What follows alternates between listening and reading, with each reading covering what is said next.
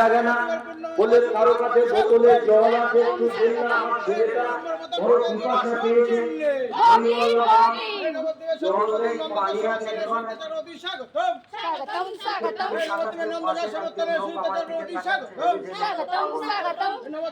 হ্যাঁ পানি কিনলাম তো, হাওড়া স্টেশনে বিক্রি হচ্ছে, এক বোতল জল দাও, 15 টাকা দিয়ে সে নিয়ে গেল।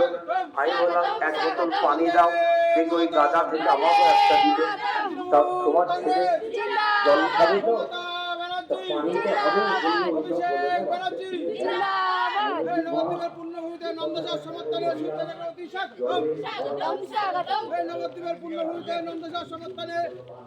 সুপ্ত চক্রবর্তী স্বাগতম স্বাগতম স্বাগতম। জয় বাংলা জয় বাংলা জয় বাংলা জয় বাংলা।